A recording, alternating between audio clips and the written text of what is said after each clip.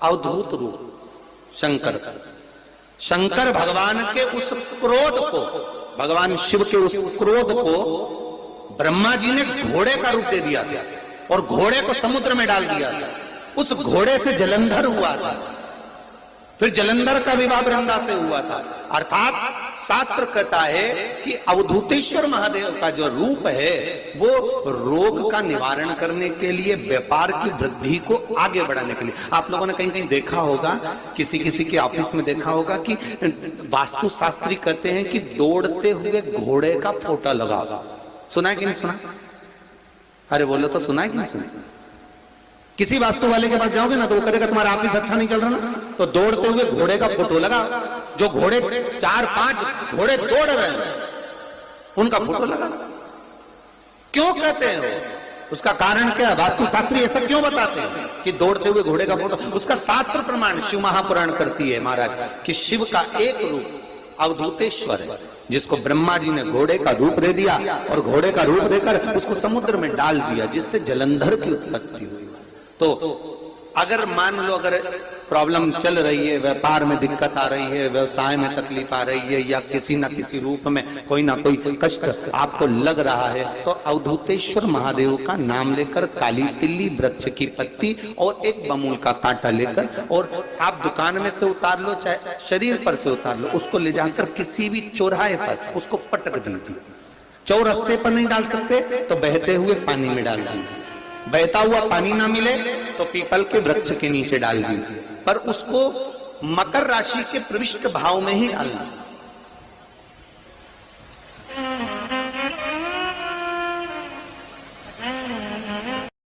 शंकर भगवान की शिवरात्रि साधना की रात्रि होती है। शंकर भगवान की शिवरात्रि एक आराधना की रात्रि होती है।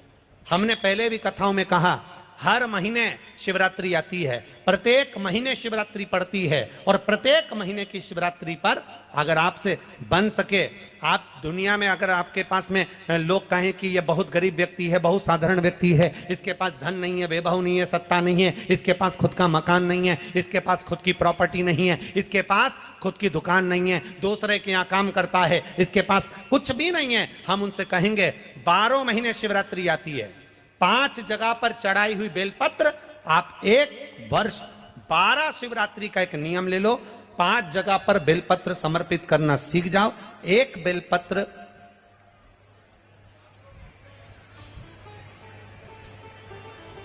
ये शिवलिंग, ये जलाधारी, बहुत ध्यान से देखना, ये चरण जहां से जल नीचे गिरता है, गणेश जी का स्थान, कार्तिकेय जी का स्थान, ये हस्तकमल माता पार्वती जी का हाथ हस्तकमल, शिवलिंग भगवान शंकर का स्थान। ऊपर से जो एक एक बूंद जल शिवलिंग के ऊपर गिर रहा है, शंकर भगवान की 5 बेटियां जया, विषहरा, शामरीबारी, दौतली, देव। बीच में जो एक मोटी सी लाइन है वो शंकर भगवान की छोटी लड़की, क्या नाम है? अशोक सुंदरी। ये पूरे शिवलिंग का वर्णन।